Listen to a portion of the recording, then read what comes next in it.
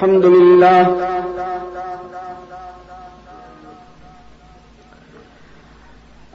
لله وحده والصلاة والسلام على من لا نبي بعده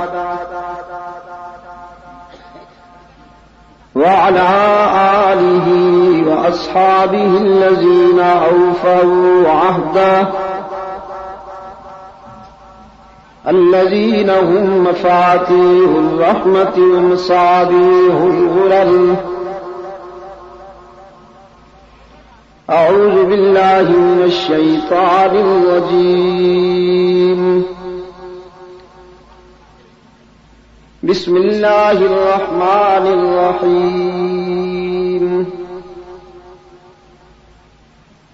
لقد كان لكم في رسول الله أسوة حسنة لمن كان يرجو الله واليوم الآخر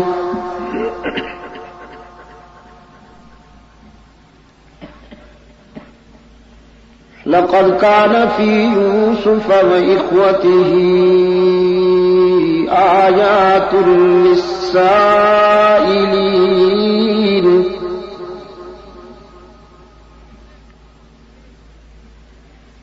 إذ قالوا ليوسف وأخوه أحب إلى أبينا منا ونحن عصبة إن أبانا لفي ضلال مبين.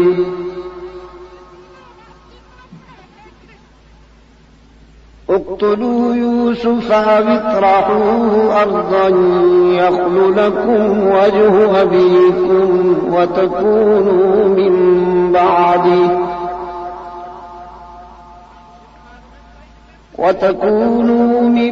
بعده قوما صالحين.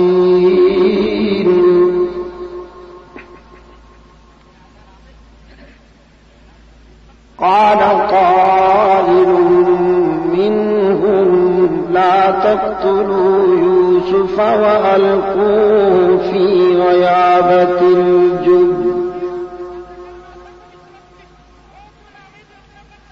يلتقطوا بعض السيارة إن كنتم فاعلين.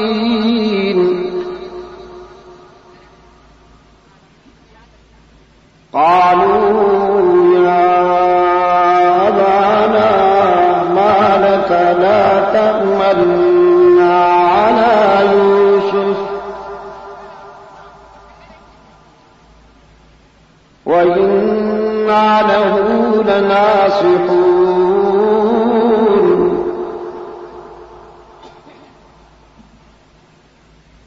أرسله معنا غدا يرتع ويلعب وإنا له لحافظون.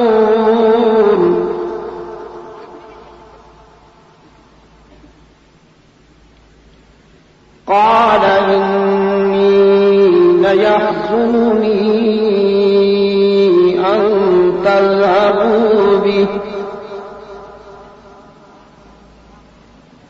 وأخاف أن يأكله الذئب وأنتم عنه غافلون.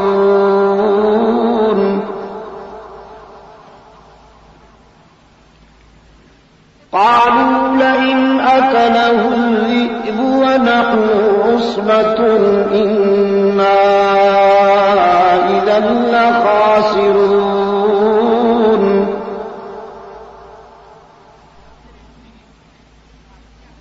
فلما ذهبوا به وأجمعوا أن يجعلوه في غيابة الجب يلتقطوا بعض السيارة إن كنتم فاعلين.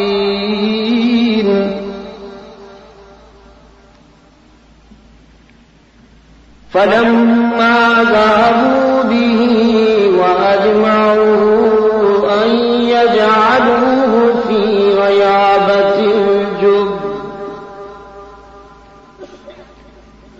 فأوحينا إليه لتنبئنهم بأمرهم هذا وهم لا يشعرون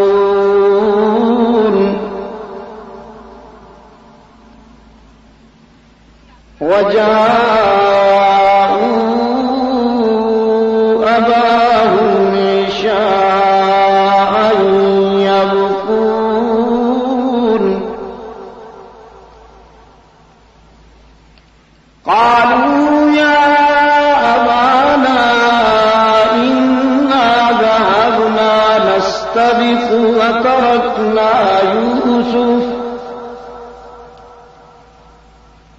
وتركنا يوسف عند متاعنا فأكله الذئب وما أنت بمؤمن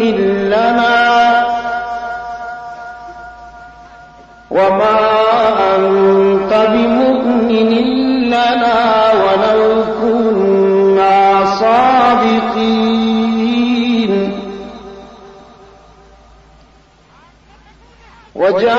وجاءوا على قميصه بدم كذب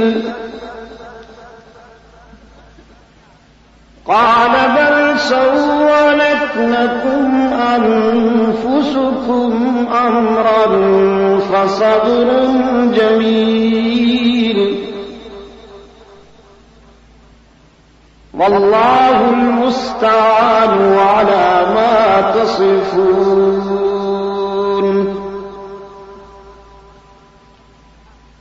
وجاءت سيارة فأرسلوا واردهم فأدلى دلوه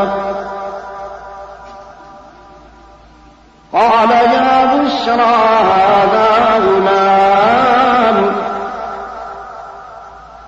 أسروه بضاعة والله عليم بما يعملون وشروه بثمن بخس دراهم معدودة وكانوا فيه من الزاهدين صدق الله مولانا العظيم وقال النبي صلى الله عليه وسلم إنما بعثت لأتمم مكارم الأخلاق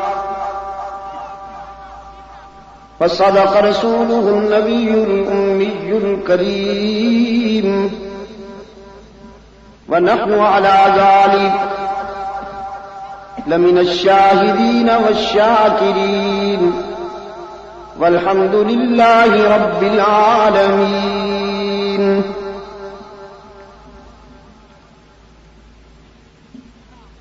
صدر اجلاس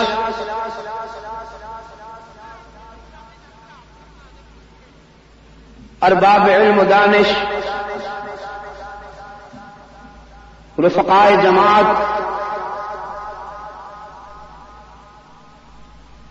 محترم بزرگوں عزیز دوستوں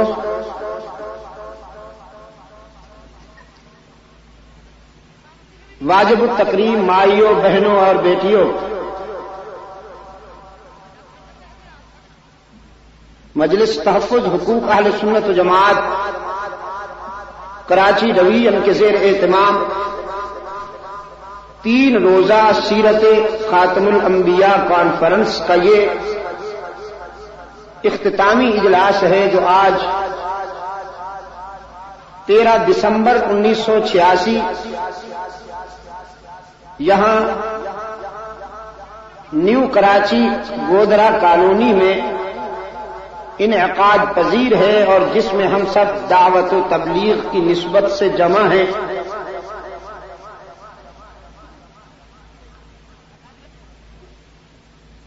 آج کے اس اجلاس کی ترتیب اور تشکیل میں جن احباب نے انہماک کو اخلاص کے ساتھ کوشش کی ہے، اللہ ان کی اس کوشش کو قبول فرمائے۔ پھر اس سرد موسم میں آپ جس گرم جوشی سے تشریف لائے ہیں، اللہ آپ کو بھی دونوں جہان کی عزت نصیب فرمائے۔ بالخصوص مولانا محمد زکریا صاحب اپنی طبی علالت کے باوجود تشریف لے آئے۔ ہمارے عزیز حضرت بنوری رحمت اللہ تعالی علیہ کی یادگار اور ان کے جانشین جو مجلس تحفظ حقوق اہل سنت و جماعت کراچی کے صدر بھی ہیں، سید محمد بنوری صاحب بھی علالت کے باوجود تشریف لے آئے ہیں۔ میں ان سب حضرات کی صحت و سلامتی کے لیے دعا گو ہوں۔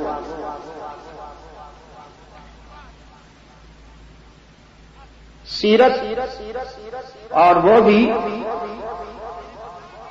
سرور کائنات کی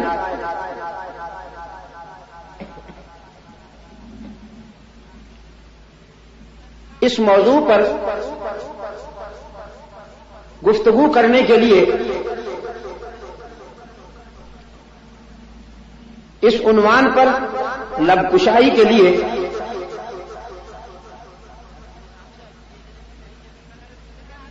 جس احترام کی ضرورت ہے اور ادبی تقاضوں کی ضرورت ہے، ہم بے بذات لوگ اعتراف کرتے ہیں کہ ہم ان آداب کے معیار پر پورا اترنے کی صلاحیت نہیں رکھتے۔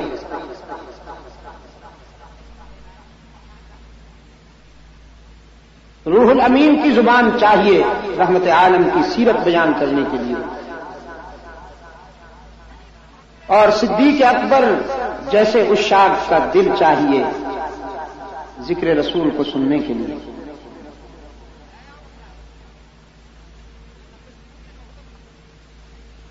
جب بھی کوئی شخص دنیا کے اس سدا بہار موضوع پر گفتگو کرنا چاہتا ہے تو ام المومنین مخدومۃ المسلمین حبیبہ حبیب خدا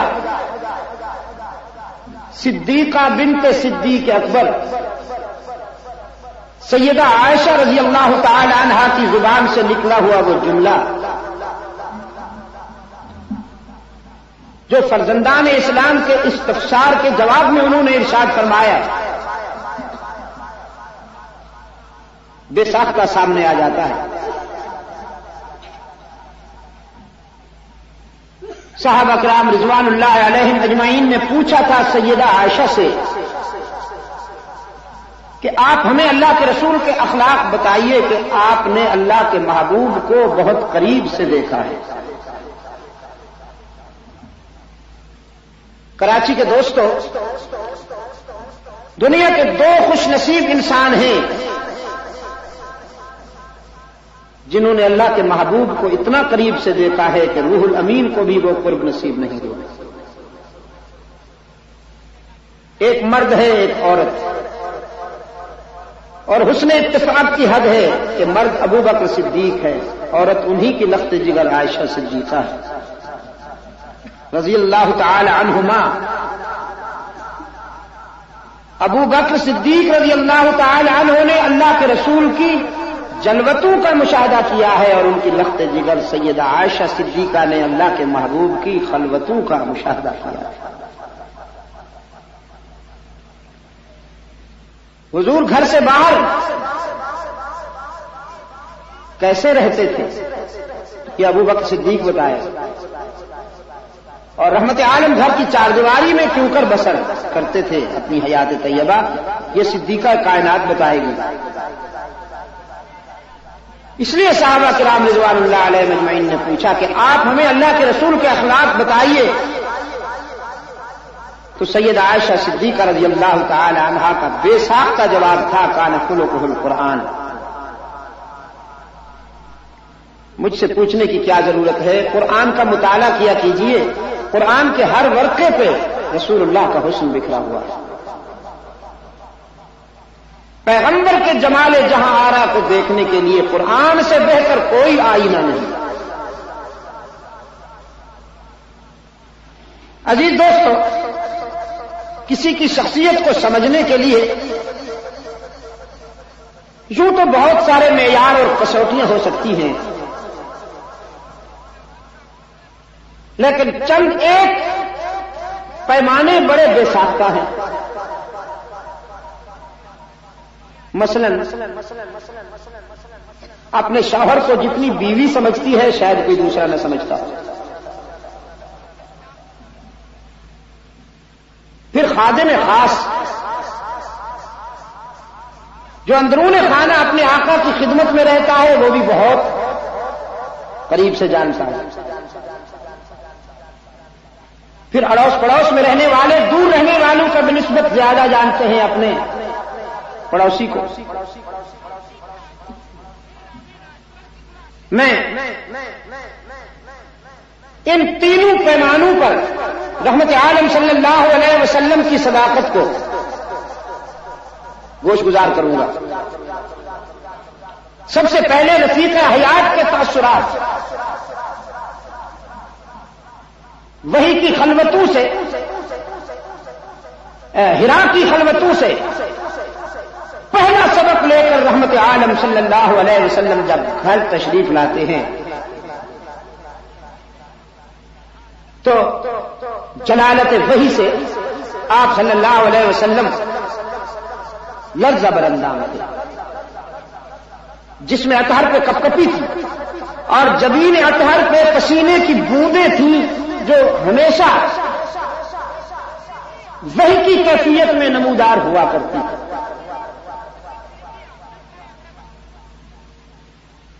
قرآن کریم اللہ کا کلام ہے.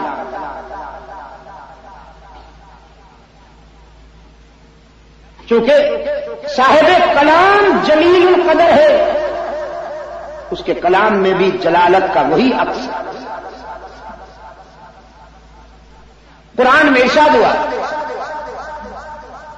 خود رب العالمین فرماتے ہیں، فرمایا لو انزلنا هذا القرآن على جبل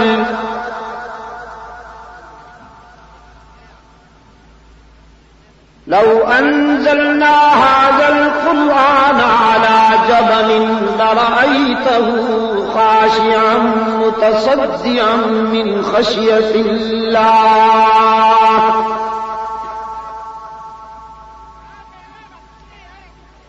اگر ہم قرآن کریم کو کسی مضبوط پہاڑ پر نازل کریں تو وہ بھی کانپ کانپ کر ریزہ ریزہ ہو جائے. دھرتی کے سینے پر کوئی پہاڑ اتنا مضبوط اور مستحکم نہیں جو قرآن کی ہیبت کو برداشت کر سکے. لیکن قلب رسول میں اللہ نے یہ وسعت رکھی ہے کہ جہاں قرآن سما سکے.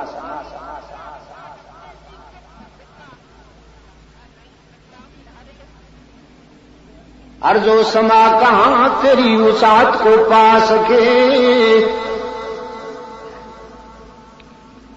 ارض و سما کہاں تیری وسعت کو پا سکے.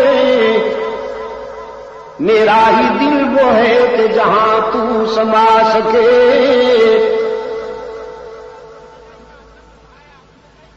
وحی کا پہلا سبق لے کر اللہ کا محبوب خانوادہ رحمت میں آئے، گھر میں تشریف لائے. ام المومنین سیدہ خدیجہ رضی اللہ تعالی عنہا سے فرمایا زملونی، خدیجہ مجھ پر چادر ڈال دو، انی خشیت علی نفسی، مجھے تو جان کی فکر لاحق ہے. سیدہ خدیجہ رضی اللہ تعالی عنہا نے اللہ کے محبوب پر چادر بھی ڈال دی. کمبل بھی اڑا دیا، سرہانے بیٹھ گئی۔ اب تأثرات سنیے، فرماتی ہیں کلا واللہ لا یخزیک اللہ ابدا انک لتصل الرحم وتحمل الکل وتکسب المعدوم وتقری الضیف وتعین علی نوائب الحق۔ میرے آقا، مجھے اس کی جلالت کی قسم ہے کہ آپ کو کبھی نقصان نہیں پہنچ سکے گا، آپ کوئی لاوارث تو نہیں، آپ کے اخلاق یہ ہیں کہ آپ صلہ رحمی کرنے والے ہیں، توڑنے والوں سے جوڑنے والے ہیں،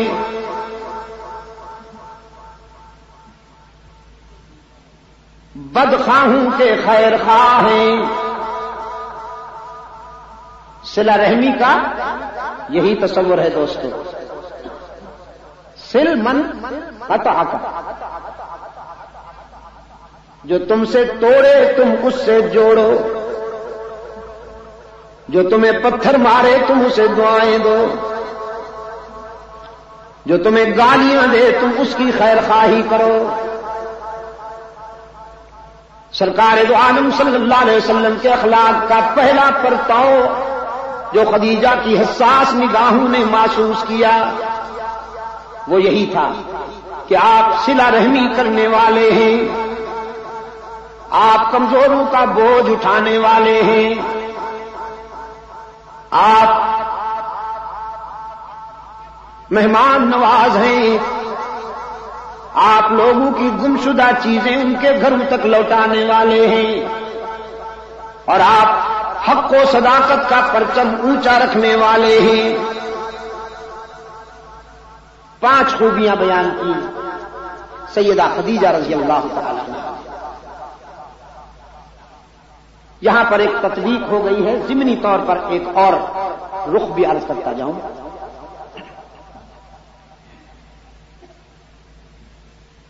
مکہ والوں کی دل آزاریوں کے پیش نظر اپنے قائد کے مشورے پر حضرت صدیق اکبر رضی اللہ تعالیٰ عنہ جب حبشہ کے سفر کا ارادہ کرتے ہیں تو مکہ سے باہر جاتے ہوئے سامنے ایک بہت بڑا وڈیرا اور سردار آ جاتا ہے، ابن دغنہ مشرک تھا۔ ابن دغنہ نے پوچھا ابو بکر کہاں؟ صدیق اکبر رضی اللہ تعالی عنہ نے فرمایا چونکہ ہمارا یہاں رہنا تمہیں گوارا نہیں تو ہم حبشہ کی طرف جانا چاہتے ہیں۔ بے ساختہ ابن دغنہ نے رک کے کہا مثلوں کا لا یخرج یا ابا بکر، تم جیسے لوگ نکالے جانے کے قابل نہیں ہوا کرتے، جن آبادیوں سے تم جیسے لوگ چلے جائیں وہ آبادیاں تو ویرانہ بن جاتی ہیں۔ مصطفیٰ کا ہم سفر، مصطفیٰ کا ہم سفر۔ سردی میں بیچارے مقبوض بیٹھے ہیں، لیکن انشاءاللہ میں اتاروں گا ان کی سردی ابھی۔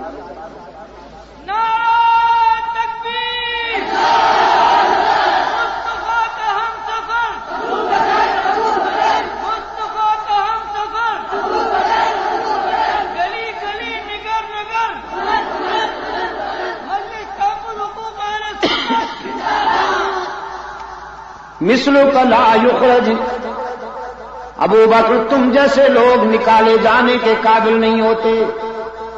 اب بے ساختہ ابن دغنہ کے تاثرات سنیے، کہتا ہے انک لتصل الرحم وتحمل الکل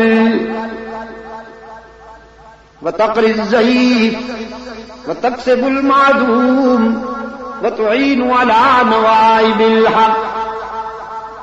جو 5 خوبیاں خدیجہ کی حساس نگاہوں نے استاد کے اخلاق میں دیکھی تھیں، وہی 5 خوبیاں ہو بہو ابن دغنا نے شاگرد کے اخلاق میں محسوس کی. اسے کہتے ہیں فنا فی الرسول، فنا فی الشیخ ہونا.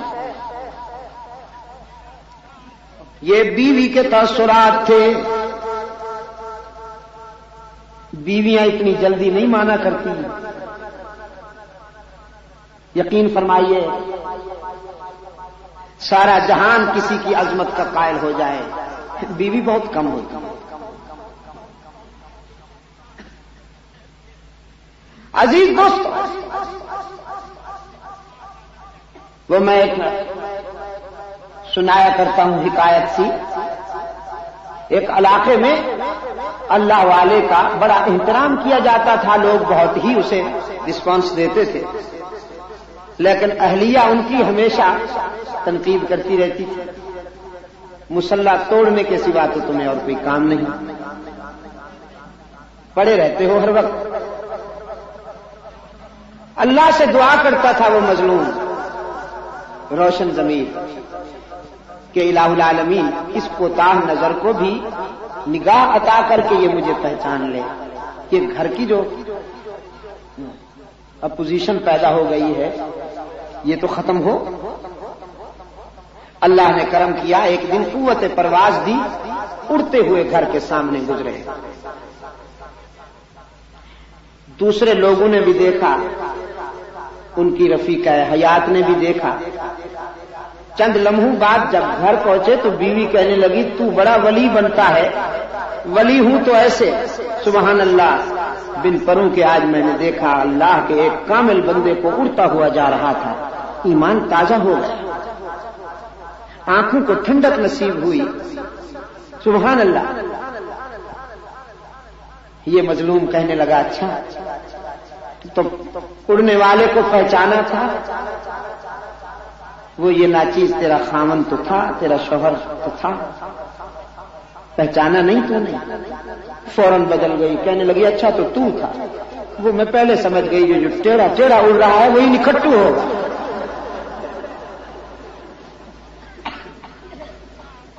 بیویاں بہت کم مانا کرتی ہیں، لیکن سیدہ خدیجہ رضی اللہ تعالی عنہا نے اپنے مثالی شوہر کے اخلاق کا جو پرتو دنیا انسانیت کے سامنے پیش کیا، اس کا کیا جواب ہو سکتا ہے؟ اب خادم کی سنیے. انہی خدیجہ رضی اللہ تعالی عنہا نے حضرت زید کو خرید کر کے رحمت عالم صلی اللہ علیہ وسلم کی خدمت کے لیے وقف کیا. کچھ عرصہ کے بعد زید کے باپ کو پتہ چلا کہ میرا بیٹا مکہ کے ایک ہاشمی گھرانے میں خادم ہے. تلاش کرتا ہوا مکہ میں پہنچا، زید کو ملا ایک ہاشمی گھرانے میں خادم ہے. تلاش کرتا ہوا مکہ میں پہنچا، زید کو ملا، دیر تک روتا رہا. کہنے لگا بیٹا جب سے تم چلے آئے ہو ہمارے گھر سے مسکراہٹیں بھی رخصت ہو گئیں. تمہاری ماں ہر وقت تمہاری انتظار میں دروازے کو دیکھتی اور روتی رہتی ہے کہ کب میرا لخت جگر آئے گا. تمہاری بہنیں بھی بے قرار ہیں، آؤ میں تمہیں لینے کے لیے آیا ہوں. زید کہتا ہے یہ باتیں بعد میں ہوں گی، آؤ پہلے میں تجھے اپنے آقا سے ملا دوں. باپ کی انگلی پکڑ کر رحمت عالم صلی اللہ علیہ وسلم کی بارگاہ میں لایا. بڑی تکریم سے، بڑے اعزاز سے اللہ کے محبوب نے اپنے خادم کے باپ کو خوش آمدید کہا. زید کا باپ کہتا ہے اللہ کے محبوب میں اپنے لخت جگر کو لینے کے لیے آیا ہوں. اس کے خریدنے پر جتنی رقم ادا کی گئی تھی میں اسے دگنی رقم دوں گا، مہربانی کیجئے اس کے ماں کے آنسو دیکھے نہیں جاتے، اس کی بہنوں کی بے قراری دیکھی نہیں جاتی۔ رحمت عالم صلی اللہ علیہ وسلم نے فرمایا ہم کوئی معاوضہ نہیں لیں گے، ہم تو اپنے زید کو تحائف دے کر رخصت کریں گے، لے جا سکتے ہو تم، میں نہیں روکوں گا زید کو، کیوں روکوں، میں تو وصل کرنے آیا ہوں، فصل کرنے نہیں آیا، میں جوڑنے آیا ہوں، توڑنے نہیں آیا، میں تو ملانے آیا ہوں، جدا کرنے نہیں آیا، لے جاؤ زید کو۔ لیکن بس ایک شرط ہے کہ زید بھی جانے پہ راضی ہو، جبر نہ کیا جائے۔ باپ نے بیٹے کی طرف دیکھا، نگاہیں کہہ رہی تھی لخت جگر اب تو کوئی رکاوٹ باقی نہیں رہی، چلنا چاہیے، لیکن زید نے بھرپور انداز میں اپنے آقا کی طرف دیکھا اور پھر فیصلہ کرنے میں کوئی دیر نہ کی، کہنے لگا باپ سے میری والدہ کو سلام کہیے گا، میری بہنوں کو بھی سلام کہیے گا، سب کو چھوڑ سکتا ہوں لیکن رحمت عالم صلی اللہ علیہ وسلم کے دامن کو نہیں چھوڑ سکتا۔ یہاں تو مجھے وہ شفقت ملی ہے جو فدری ہاتھوں میں بھی نہیں ہو سکتی۔ عائشہ صدیقہ نے مجھے وہ پیار دیا ہے جو مامتا سے بھی میسر نہ آئے۔ سارے رشتے اس قرب پہ قربان کر دیں، سارے تعلقات اس رفاقت پہ قربان کر دیں۔ یہ خادم کی گواہی ہے دوستوں۔ اب پڑوس پڑوس کی سنیے۔ صفا کی بلندیوں پہ اللہ کا محبوب داعی حق و صداقت کی حیثیت سے کھڑا ہے، اللہ کے رسول کی حیثیت سے پہلا خطبہ ارشاد فرمانے والے ہیں۔ چادر ہلا ہلا کر مکہ والوں کو جمع کیا، پورا مکہ رحمت عالم صلی اللہ علیہ وسلم کے دامن میں آ بیٹھا۔ رحمت عالم صلی اللہ علیہ وسلم نے فرمایا هل وجدتمونی صادقا او کاذبا، مکہ والو زندگی کے 40 سال گزارے ہیں میں نے اس شہر میں رہ کر، آج میں تمہارے دل و دماغ پر دستک دیتے ہوئے تمہارے ضمیر کو جج بنا کر تم سے پوچھتا ہوں، بتاؤ تم نے مجھے کیا پایا، سچا پایا ہے یا اس کے برعکس؟ مکہ والوں نے ایک ہی آواز سے اعتراف کیا، جربناک مرارا ما رأینا فیک الا صدقا، وہ عبداللہ کے یتیم، ہم نے کئی بار آپ کو آزمایا، جب بھی آزمایا سچا پایا۔ آپ تو صداقت کا نشان ہیں، آپ تو دیانت کا اعلان ہیں، آپ تو شرافت کا برہان ہیں، ہم تو جب صداقت و دیانت و امانت کو چلتا پھرتا دیکھنا چاہتے ہیں تو آپ کی طرف دیکھتے ہیں، آپ تو صادق اور امین کے خطاب سے یاد کیے جاتے ہیں۔ کراچی والوں، مکہ والوں نے مبالغہ کیا یا سچ کہا؟ سردی میں سکڑے ہوئے دوستوں، تمہارے یک بستہ جواب پر میں کیسے انحصار کروں؟ پھر پوچھتا ہوں، مکہ والوں نے مبالغہ کیا یا سچ کہا؟ جزاکم اللہ۔ مبالغہ تو وہ ہوتا ہے کہ جب کوئی رائی کو پہاڑ بنا کر پیش کرے، جب کسی میں وہ بات نہ ہو کہ مبالغے میں وہ بات بھی اس میں بیان کی جائے۔ مکہ والوں نے کوئی مبالغہ نہیں کیا، بخدا صرف اتنی بات ہوئی کہ انہوں نے جو دیکھا تھا اس کا اعتراف کر دیا. یہ عقلی آوازوں پر آپ کی توجہ نہیں ہے؟ تب انہوں نے اس کا اعتراف کر دیا. اس لیے ان کے اس اعتراف میں اور اس اعلان میں کوئی مبالغہ نہیں کہ سرکار دو عالم صلی اللہ علیہ وسلم کی حیات طیبہ کا ایک ایک نقش ان کے سامنے. سرکار دو عالم صلی اللہ علیہ وسلم کا بچپن بھی ان کے سامنے ہے. سرکار دو عالم صلی اللہ علیہ وسلم کا لڑکپن بھی ان کے سامنے ہے. سرکار دو عالم صلی اللہ علیہ وسلم کی جوانی بھی ان کے سامنے ہے. اور میں دعویٰ کرتا ہوں کہ اللہ کے محبوب کا بچپن بھی پاک ہے اور بے داغ ہے. حضور کا لڑکپن بھی پاک ہے اور بے داغ ہے. حضور کی جوانی بھی پاک ہے اور بے داغ ہے. اگر کوئی یہ سوچتا ہے کہ اعلان رسالت کے بعد رحمت عالم صلی اللہ علیہ وسلم کی زندگی پاکیزہ ہو گئی تو وہ صحیح نہیں کہتا. حضور پاک صلی اللہ علیہ وسلم کی زندگی ولادت سے وصال تک پاک ہے اور بے داغ ہے. آپ صلی اللہ علیہ وسلم کی ولادت باسعادت گویا پاکیزگیوں کا آغاز تھا جس نے قرائے ارض کو اپنی فیاضیوں سے مالا مال کیا. میں چاہوں گا کہ آپ کو حضور کے بچپن لڑکپن اور جوانی کی ایک ایک ادا عرض کرتے ہوئے آگے بڑھوں.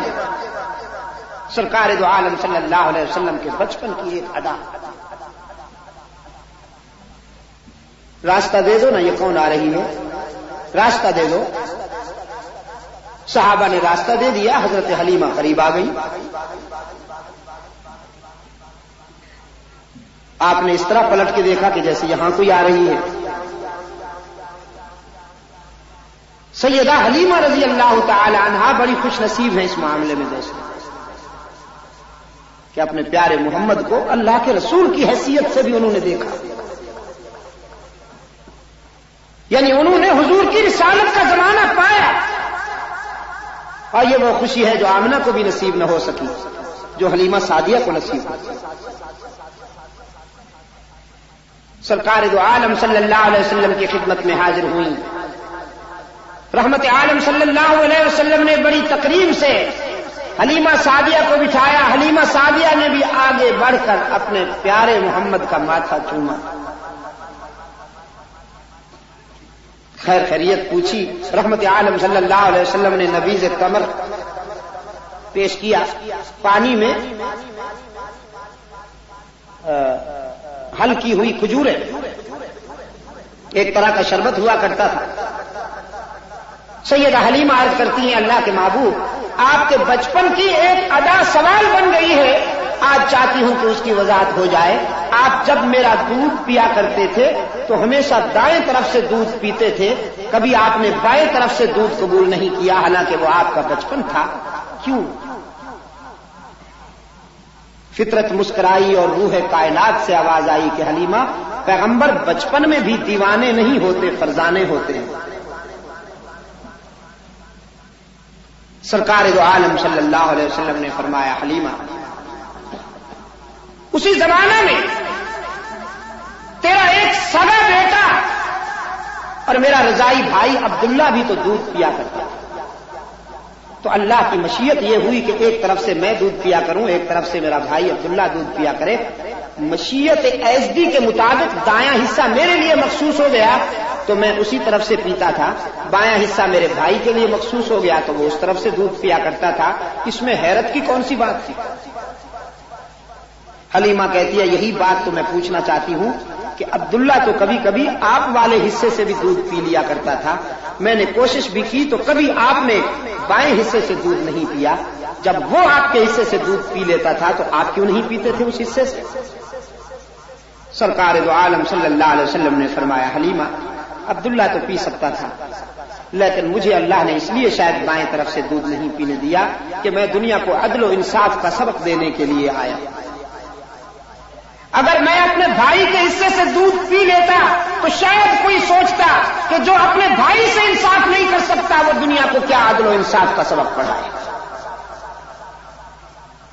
انصاف کی وہ کسوٹی اور عدل کا وہ معیار کہ جو سرکار دو عالم صلی اللہ علیہ وسلم دنیا کے سامنے پیش کرنے کے لیے آئے تھے، اللہ نے بچپن میں بھی اپنے محبوب کو اس معیار پہ قائم رکھا.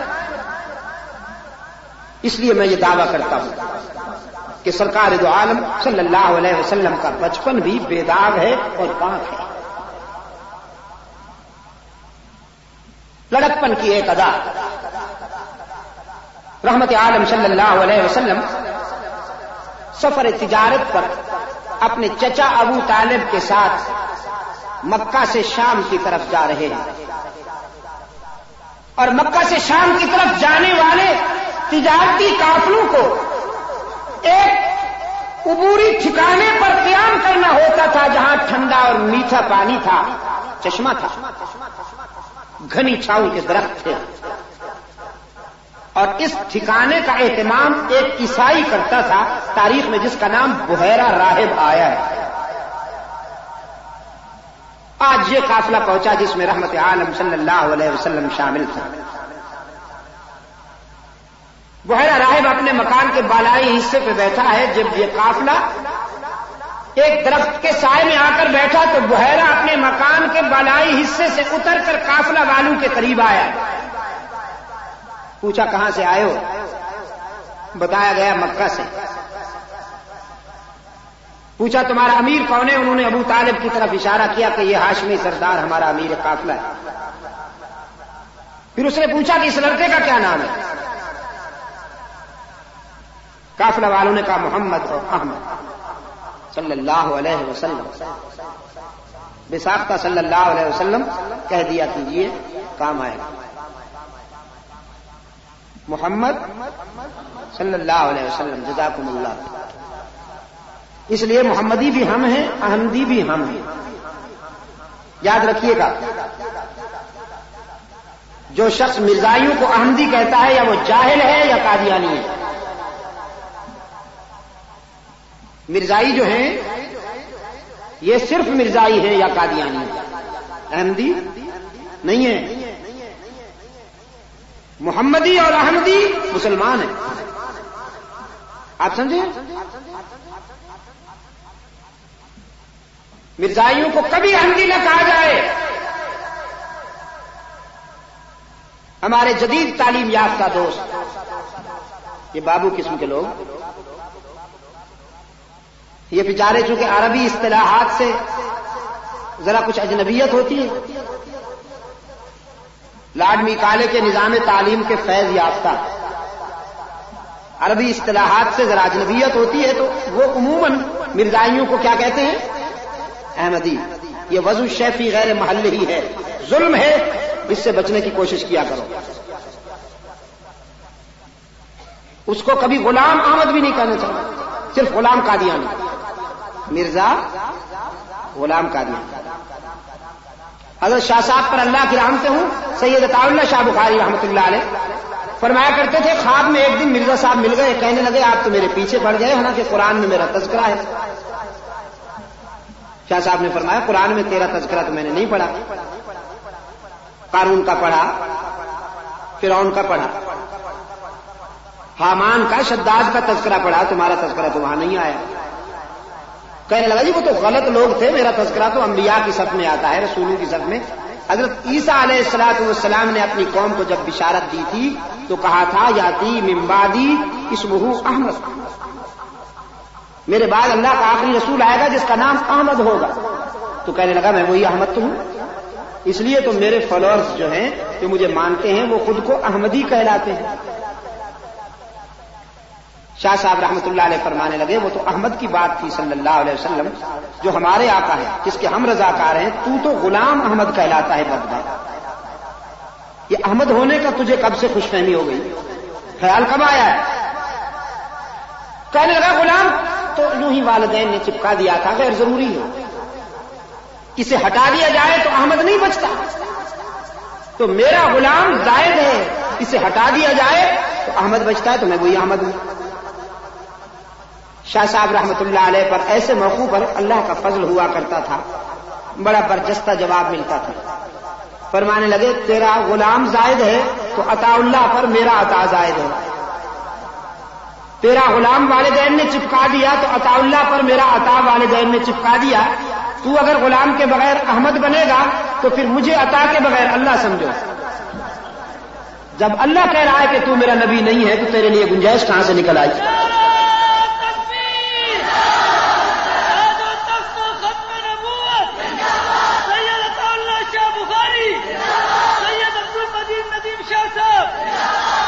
حق و صداقت کی داستان جب بھی چھڑے گی تو میرے اکابر کا نام سر فہرست ہے.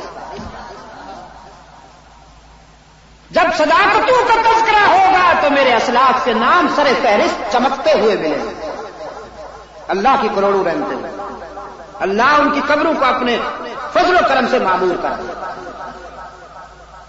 ہر فتنے کا مقابلہ کرنے والے یہی مجاہد, انہوں نے دین کے لیے مار کھائی ہے, مال نہیں. برے صغیر میں دو طبقے ہیں نیو کراچی والوں. برے صغیر میں دو طبقے ہیں. ایک وہ ہیں جنہوں نے دین کے نام پہ مال کھایا, یارویاں اڑائیں, تیجے اڑائے, ساتیں اڑائے, جمعراتیں اڑائے, نذرانے بٹورے, تسبیح لے کر پڑھتے تھے چشم عالم کو کور رہنے دے اور میری پیری میں زور رہنے دے. دو طبقے ہیں. ایک وہ جنہوں نے دین کے نام پر مال کھایا, اللہ کے پیارے بندوں کی قبروں پر مجاور بن کے بیٹھے, چادریں چڑھائیں, جھنڈیاں لہرائیں, زلفیں بڑھائیں اور نذرانے بٹورے. مست قلندر سب کچھ اندر. ایک یہ طبقہ ہے.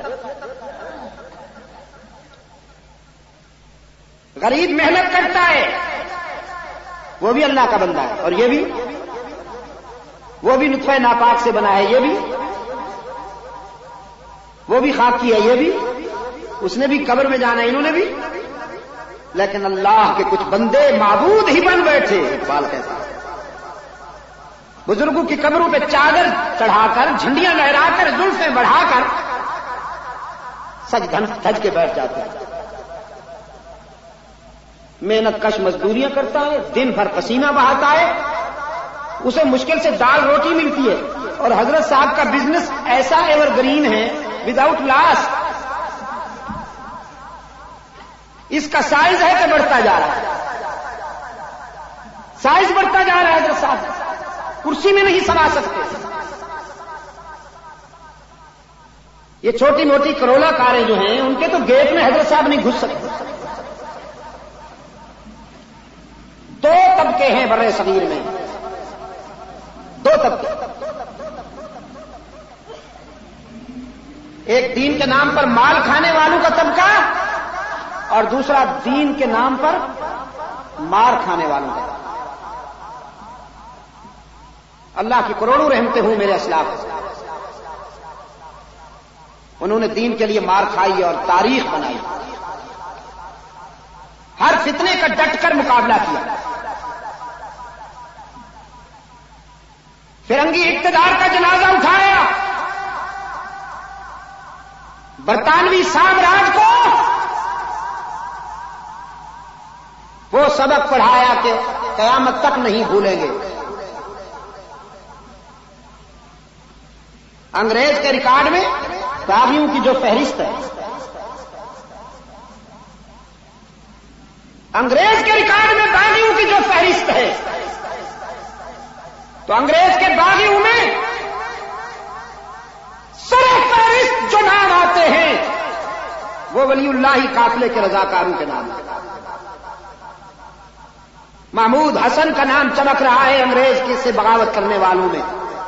امداد اللہ مہاجر مکی کا نام چمک رہا ہے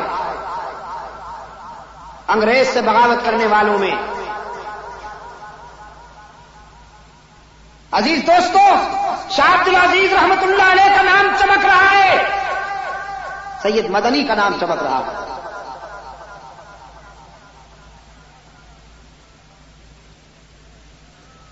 اور منکرین ختم نبوت کا تعاقب کرنے میں داؤد غزنوی، سید عطا اللہ شاہ بخاری اور اس قافلے کے دوسرے نامور فرزندان اسلام شاہ انور کاشمیری رحمت اللہ تعالی علیہ مجمعین، سید محمد یوسف بنوری، مولانا مفتی محمود، اللہ کی کروڑوں رحمتیں ہوں ان پر، چمک رہے ہیں یہ نام.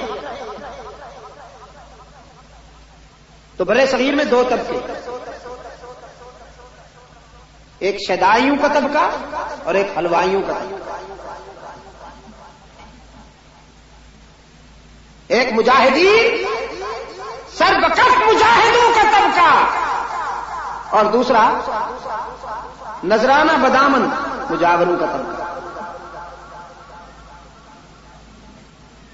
جنہوں نے جبہ و دستار کی آڑ میں اللہ کے بندوں کا معاشی اور فکری استحصال کیا. تو میں عرض کر رہا تھا آپ کی خدمت میں کہ محمد اور احمد صلی اللہ علیہ وسلم یہ دونوں مبارک نام ہمارے قائد کے ہیں، ہمارے آقا کے ہیں. تو محمدی بھی ہم ہیں، احمدی بھی ہم ہیں. جو مرزا غلام قادیانی کا فالو کرتے ہیں، اس کے پیچھے چلتے ہیں، وہ کون ہے؟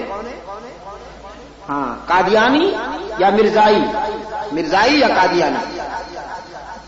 تو قافلے والوں نے بتایا کہ ان کا نام محمد ہے اور احمد صلی اللہ علیہ وسلم. وہ بوڑھا عیسائی ضعیفی میں اور نقاہت میں جس کے سر کے بال بھی سفید ہو چکے تھے، ابرو بھی سفید،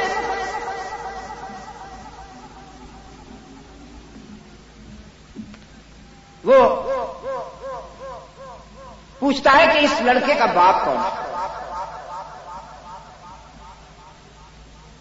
ابو طالب متوجہ ہوا، کہنے لگا میاں تم تو بڑے سنجیدہ سوالات کرتے چلے جا رہے ہو، یہ میرا لڑکا ہے، بات کیا ہے؟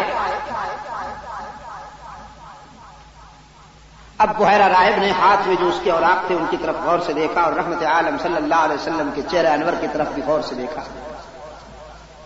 ابو طالب سے کہنے لگا تم کہتے ہو یہ تمہارا بیٹا ہے اور انجیل کی بشارتیں کہتی ہیں کہ اسے یتیم ہونا چاہیے، تو میں تمہاری بات مانوں یا انجیل کی بات مانوں؟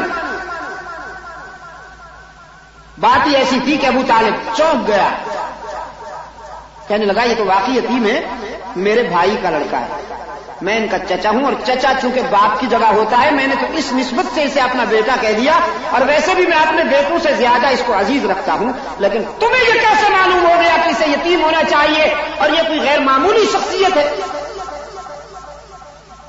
اب بحیرہ کہتا ہے اصل بات یہ ہے کہ قافلے تو ہزاروں یہاں آتے اور جاتے، یہ پہلا قافلہ تھا جسے میری نگاہوں نے دیکھا. میں مکان کے بالائی حصے پہ بیٹھا تھا، میں نے دیکھا دور سے اس قافلے کو صحرا میں چلتے ہوئے کہ بادل کا ایک ٹکڑا اس پہ سایہ کیے ہوئے. مجھے تجسس ہوا کہ اس قافلے میں وہ کون سی شخصیت ہے جس کے لیے قدرت نے یہ اہتمام کیا. تو پھر یہی لڑکا قافلے سے ذرا ہٹ کر چلنے لگا تو میں نے دیکھا کہ بادل کا ٹکڑا اسی کے سر پہ سایہ افغان ہو گیا، جس سے مجھے اندازہ ہوا کہ یہ وہ شخصیت ہے کہ جس کے لیے قدرت نے یہ اہتمام کیا ہے. تم نے جب یہاں اس درخت کے نیچے ڈیرے لگائے تو میں نے اس لڑکے کے چہرے کے نقوش کو دیکھا، اس کے چہرے کے خط و خال کا مطالعہ کیا تو مجھے وہ تمام علامتیں چمکتی ہوئی دمکتی ہوئی ہویدا نظر آئیں جو انجیل کے اوراق پر اللہ کے آخری رسول کی بتائی گئی ہیں علامتیں. حضور اکرم صلی اللہ علیہ وسلم کا دامن پکڑ لیتا ہے وہ بوڑھا، کہتا ہے محمد راہ حق میں ستائے جاؤ گے، حق و صداقت کے راستے پر چلنے والوں کو جن تلخیوں کا سامنا کرنا پڑتا ہے ان تلخیوں سے آپ کو بھی گزرنا ہوگا. شاید لوگ آپ کے راستے میں کانٹے بچھائیں، شاید سنگ باری کا نشانہ بنائیں، شاید آپ کو تیر و تلوار سے زخم پہنچائیں. اے کاش کہ میں اس وقت تک زندہ رہوں جو تیر تجھے مارا جائے وہ اپنے سینے پہ لے لوں، جو پتھر تجھ پہ پھینکا جائے وہ اپنے سر پہ لے لوں، لیکن چراغ سحری ہوں، کہاں زندہ رہوں گا اس وقت تک؟ گواہی دیتا ہوں کہ تو اللہ کا رسول ہے، حشر میں مجھے اپنے غلاموں میں شمار کرنا.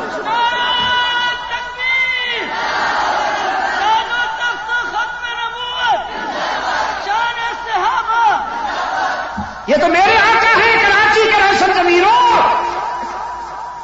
جن کے لڑکپن کی تابانی سے اہل نظر اندازہ کر لیا کرتے تھے، اور انگریز نے جو کینڈیڈیٹ کھڑا کیا، برطانوی سامراج جو اس ماہ مبین کے مقابلے میں امیدوار لایا، مرزا صاحب یکچشم، ایک آنکھ سرے سے ہی دم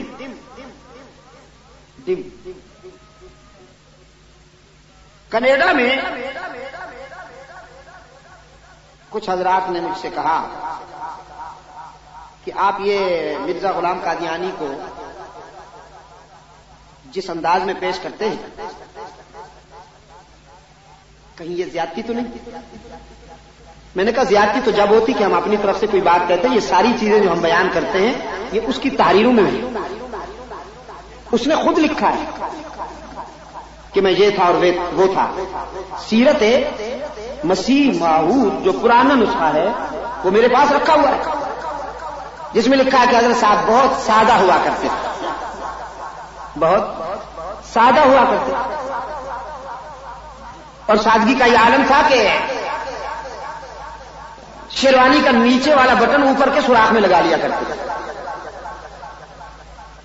دایاں بوٹ بائیں پاؤں میں ڈال دیا کرتے تھے، جیب میں گڑ بھی ہوا کرتا تھا، مٹی کا ڈھیلا بھی ہوا کرتا تھا، تو سادگی میں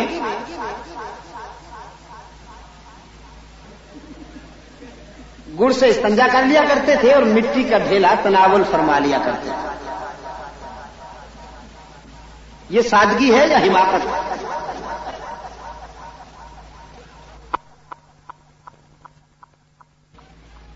دایاں بوٹ بائیں پاؤں میں ڈال دیا کرتے تھے، جیب میں گڑ بھی ہوا کرتا تھا، مٹی کا ڈھیلا بھی ہوا کرتا تھا، تو سادگی میں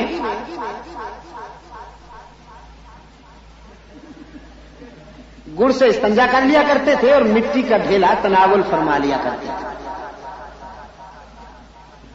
یہ سادگی ہے یا حماقت ہے؟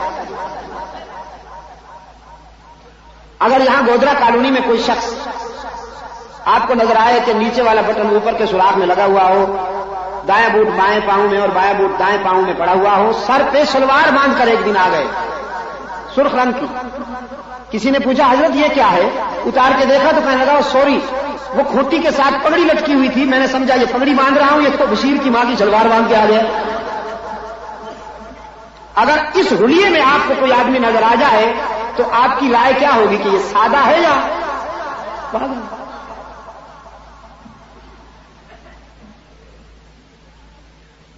اور مقابلہ ہے اس سے، وہ حسن کائنات میرے پیش نظر ہے کہ ذرے بھی دیکھ لیں تو طواف نظر کریں، جن کے جمال جہاں آرا کا قرآن ناطق،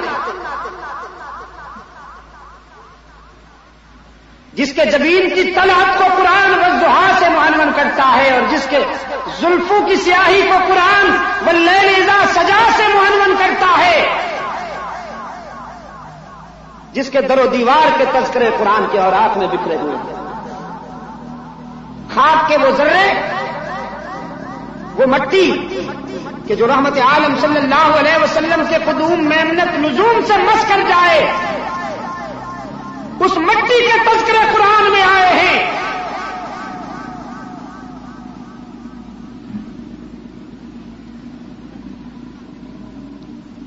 فرمایا یہ امامہ کی سجاوٹ، یہ جبین روشن، یہ قبائے عربی اور یہ نیچا دامن، مردہ بھی دیکھے تو کر چاک غریبان کفن، اٹھ چلے قبر سے بےتاب زباں پر یہ سخن، مرحبا سید مکی مدنی العربی، دل و جاں باد فدایت عجب خوش لقبی۔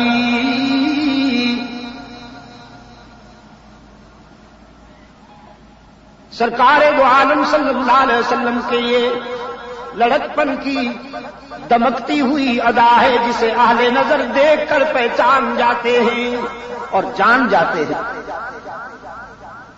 اب ایک جوانی کی پاکیزہ ادا مکہ کے ایک بہت بڑے گھرانے میں شادی ہونے والی تھی، رقص و سرود کا اہتمام کیا گیا تھا، نامور گانے اور ناچنے والے بلائے گئے تھے۔ ہم عمر نوجوان رحمت عالم صلی اللہ علیہ وسلم کی ارد جمع ہوتے ہیں اور کہتے ہیں ہم بھی جائیں گے گانے بجانے کے محفل میں، آپ کو بھی لے جائیں گے۔ رحمت عالم صلی اللہ علیہ وسلم نے فرمایا جہاں گانا بجانا ہو وہاں محمد نہیں جا سکتا صلی اللہ علیہ وسلم۔ جہاں گانا بجانا ہو وہاں نہ محمد جا سکتا ہے نہ محمد کی شریعت آ سکتی ہے۔ برتن میں دونوں چیزیں تو نہیں نہ ہو سکتی، یا پاکی ہوگی یا ناپاکی ہوگی۔ سرکار دو عالم صلی اللہ علیہ وسلم نے فرمایا اس محفل میں کیسے جاؤں جہاں گانا بجانا ہو؟ ہم عمر اصرار کرتے ہیں جب ہم جا رہے ہیں تو آپ کیسے نہیں جائیں گے؟ رحمت عالم صلی اللہ علیہ وسلم نے فرمایا بس میرا ذوق برداشت نہیں کرتا، میں قطعاً نہیں جاؤں گا۔ ان کا اصرار بڑھتا ہے، رحمت عالم صلی اللہ علیہ وسلم کا انکار بڑھتا ہے۔ خود فرماتے ہیں اللہ نے مجھ پہ کرم کیا، نیند طاری کر دی۔ وہ اصرار کرتے ہیں، رحمت عالم صلی اللہ علیہ وسلم اونگ رہے ہیں، سمجھا کہ شاید جانے سے بچنے کے لیے نیند کر رہے ہیں۔ ہم عمر نوجوانوں نے فیصلہ کر لیا کہ ہم اٹھا کے لے جائیں گے، یہ اکیلے ہیں، ہم 10-12 ہیں۔ لیکن رحمت عالم صلی اللہ علیہ وسلم نے فرمایا اللہ نے مجھ پہ کرم کیا، میرا ویٹ اتنا بڑھا دیا، میرا وزن اتنا بڑھا دیا کہ سب زور لگا لگا کر تھک کے بیٹھ گئے، اٹھا کر لے جانا تو کجا مجھے ہلا بھی نہ سکے۔ نعرہ تکبیر، تاج و تخت ختم نبوت، علامہ سید عبد المجید ندیم شاہ صاحب، حضور کے اہل سنت و جماعت، سپاہ فاروق اعظم پاکستان۔ کہیے آپ میرے ساتھ، حضور کا بچپن بھی پاک، حضور کا بچپن بھی پاک، میرے آقا کا لڑکپن بھی پاک، میرے آقا کی جوانی بھی پاک۔ مکہ والوں نے کوئی احسان نہیں کیا، یہ کہہ کر جرب نام کا مرارا مارا نافی کا اللہ صدقہ، کوئی احسان نہیں کیا، جو دیکھا تھا وہی مان لیا۔ رحمت عالم صلی اللہ علیہ وسلم نے فرمایا تو پھر مجھے صادق مانتے ہو، امین مانتے ہو، جو کہوں اب بھی مانو گے؟ کہنے لگے ضرور مانیں گے، ٹٹولنے کے لیے، پرکھنے کے لیے۔ رحمت عالم صلی اللہ علیہ وسلم نے فرمایا اگر میں کہوں اس پہاڑ کے پیچھے کوئی دشمن حملہ کرنے والا ہے تو مان لو گے؟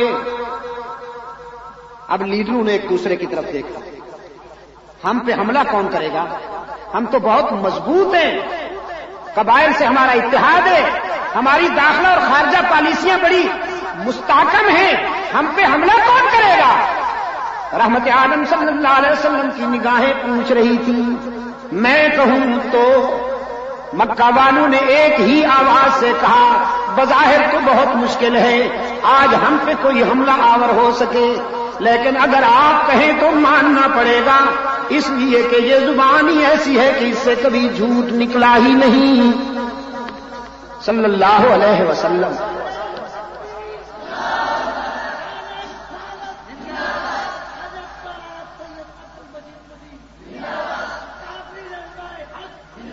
سرکار دو عالم صلی اللہ علیہ وسلم نے فرمایا اچھی بات ہے، اگر مجھے صادق اور امین مانتے ہو تو پھر آؤ، میں بھی کہتا ہوں تم بھی کہو قولوا لا الہ، ٹھہریے الا اللہ نے جلدی نہ کی، ذرا لا کا جھاڑو پھر لینے دیجئے، ذرا صفائی تو ہو جائے نا، ذرا صفائی ہو جائے. دودھ ڈالنے سے پہلے برتن صاف کیا کرتے ہو کہ نہیں؟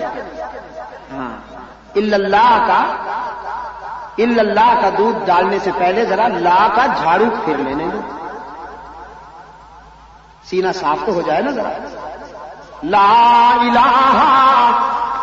حضرت گنگوہی رحمت اللہ علیہ نے زندگی کے آخری لمحات میں دنیا چھوڑنے سے ذرا پہلے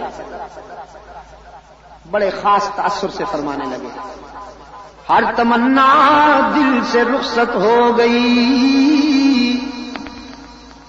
ہر تمنا دل سے رخصت ہو گئی. اب تو آجا اب تو خلوت ہو گئی. قولوا لا الہ.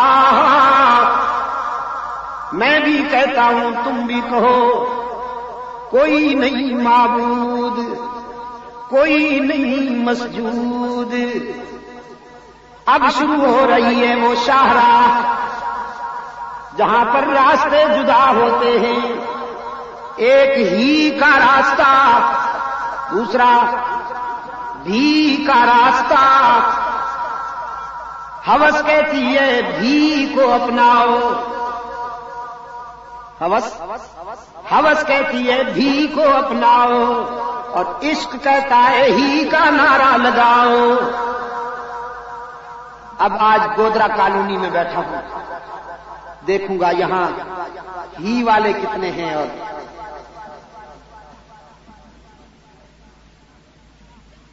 قولوا لا الہ. میں بھی کہتا ہوں تم بھی کہو اللہ کا معبود صفا کی بلندیوں پہ کھڑا ہوا. قافلہ انسانیت کو امن و سلامتی کا راستہ دکھاتا ہے. اتحاد کا راستہ. لا الہ. کوئی نہیں معبود کوئی نہیں مسجود کوئی نہیں ہر جگہ موجود. کوئی نہیں علام الغیوب کوئی نہیں کارساز کوئی نہیں دستگیر کوئی نہیں حاجت روا کوئی نہیں مشکل کشا کوئی نہیں عزت دینے والا کوئی نہیں رزق دینے والا کوئی نہیں اولاد دینے والا کوئی نہیں سب کے بیڑے پار کرنے والا. آدم سے لے کر رحمت عالم تک اور صحابہ سے لے کر اولیاء تک قیامت تک انسانی قافلے کی مشکل کشائی کرنے والا الا اللہ. مگر بھول جاتے ہو نا مگر اللہ ہی میرے عزیز. اللہ قرآن آپ کو نماز کی ہر رکعت میں یاد دلاتا ہے لیکن اجمی ٹھہرے نہیں. پڑھتے تو ہیں سمجھتے کم ہیں. ایاک نعبد و ایاک نستعین. ہم تیری ہی عبادت کرتے ہیں. ہم تیری بھی نا ہم تیری ہی عبادت کرتے ہیں اور کرتے رہیں گے. یہ گرامر کی بات ہے. مضارع میں حال بھی ہوتا ہے استقبال بھی ہوتا ہے پریزنٹ بھی فیوچر بھی. ایاک نعبد ہم تیری ہی عبادت کرتے ہیں. ادھر ادھر دائیں بائیں دیکھ کر کوئی بھی کا بیمار ناراض تو نہیں ہو رہا. ہم تیری ہی عبادت کرتے ہیں اور ہاں اس لیے قرآن تو کلام فطرت ہے نا. وعدہ ہی ایسا لیا کہ زندگی کے ہر مرحلے پہ یہ وعدہ ملحوظ رکھا گیا. یہ تو نہیں نا کہ مسجد میں تیری عبادت اور مسجد سے نکل کر جہاں جھنڈی نظر آئی وہیں سر جھکا دیا. الطاف حسین حالی نے بڑے درد سے کہا کہیں نخل مرقد کی چھاؤں میں سجدہ، کہیں مرنے والے کے پاؤں میں سجدہ، اشاروں میں سجدہ، اداؤں میں سجدہ، ادھر اور ادھر خانقاہوں میں سجدہ۔ سجدہ ارشاد ہوتا ہے یہ تعظیم ہے۔ گودرا کالونی والوں، میں نے کہا نہیں، یہ تعظیم نہیں، تقسیم ہے۔ اللہ کے حق میں تقسیم ہے۔ سجدہ کس کا حق ہے؟ اللہ ہی کا۔ تم جب بندوں کا سجدہ کرو گے تو یہ تعظیم نہیں ہوگی، تقسیم ہوگی۔ اگر بندوں کی تعظیم کرنی ہے، اگر آپ کا استاد ہے تو تعظیم کیجئے، اس کا سبق یاد کیجئے۔ اگر والدین ہیں تعظیم کیجئے، ان کا حکم مانیے، ان کا دل نہ دکھائیے۔ صحابہ سے محبت اور تعظیم کرنی ہے تو ان کے نقش قدم پر چلیے، اہل بیت کے نقش قدم پر چلیے۔ حضور کی تعظیم کرنی ہے تو اطاعت کیجئے، اولیاء کرام کی تعظیم کرنی ہے تو ان کی تعلیمات پر عمل کیجئے۔ سجدہ کس کا حق ہے؟ اکبر الہ آبادی بڑی پتے کی بات کہے، فرمایا ہو جس میں عبادت کا دھوکہ، مخلوق کی وہ تعظیم نہ کر۔ ہو جس میں عبادت کا دھوکہ، مخلوق کی وہ تعظیم نہ کر۔ جو خاص خدا کا حصہ ہے بندوں میں اسے تقسیم نہ کر۔ تو سجدہ کس کا حق ہے؟ نماز پڑھا کرتے ہیں آپ؟ الحمدللہ۔ نماز جنازہ بھی پڑھی ہے کبھی آپ نے؟ یہاں بھی لوگ مرتے ہیں، علاج نہیں کرتے، صحت مند رہنے کی کوشش نہیں کرتے۔ نماز جنازہ پڑھتے ہیں نا آپ، باقی نمازوں میں بھی وضو، نماز جنازہ میں بھی وضو، باقی نمازوں میں بھی کپڑے پاک ہونا ضروری، نماز جنازہ میں بھی کپڑے پاک ہونا ضروری، باقی نمازوں میں بھی روح بقبلہ ہونا ضروری، نماز جنازہ میں بھی روح بقبلہ ہونا ضروری، باقی نمازوں میں بھی اقتدا، نماز جنازہ میں بھی اقتدا، باقی نمازوں میں بھی امامت، نماز جنازہ میں بھی امامت، باقی نمازوں میں بھی تکبیریں، نماز جنازہ میں بھی تکبیریں، باقی نمازوں میں بھی سجدہ، نماز جنازہ میں بھی نماز جنازہ میں سجدہ نہیں ہوتا۔ ماشاءاللہ آپ تو مجھ سے بھی زیادہ پڑھے لکھے ہیں دوستو، آپ کو تو مجھ سے بھی زیادہ معلوم ہے دین کی باتیں، الحمدللہ۔ باقی نمازوں میں اگر سجدہ رہ جائے تو نماز نہیں ہوتی، نماز جنازہ میں اگر سجدہ ہو جائے تو نماز نہیں ہوتی۔ غور کیا کبھی آپ نے؟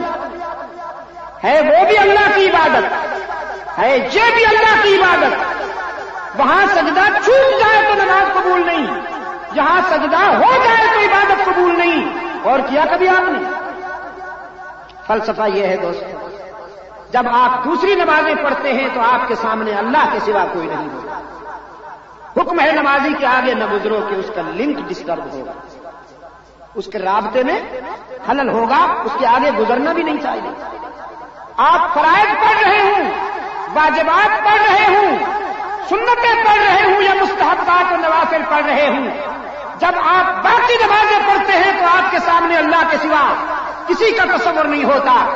لیکن جب آپ نماز جنازہ کے لیے کھڑے ہوتے ہیں تو بیٹے کے آگے باپ کی میت، رعایا کے آگے حاکم کی میت، مرید کے آگے شیخ کی میت، چھوٹے کے آگے بڑے کی میت، اولاد کے آگے والدین کی میت، شاگرد کے آگے استاد کی میت۔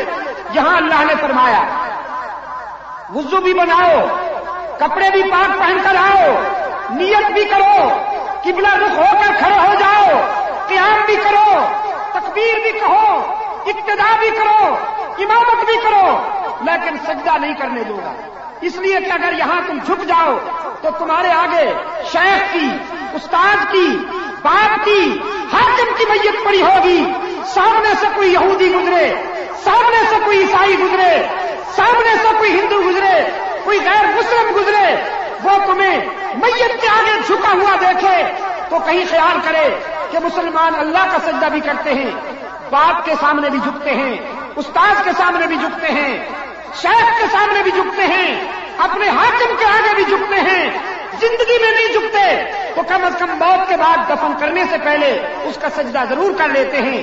تشبیہ آتی تھی, تشبہ آتا تھا. رب العالمین نے فرمایا میں اپنی عبادت میں سے ایک اہم رکن بٹلا کر لوں گا, لیکن اپنے سجدے کے حق میں کسی بندے کی شرکت اور تشبیہ گوارا نہیں کروں گا.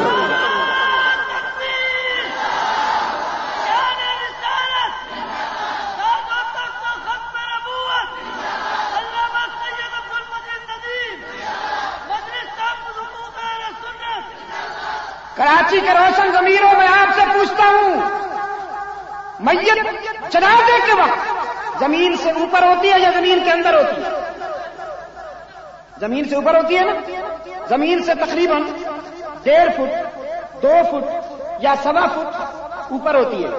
جب وہ میت زمین سے 1.25 فٹ اوپر ہے تو رب جھکنے نہیں دیتا.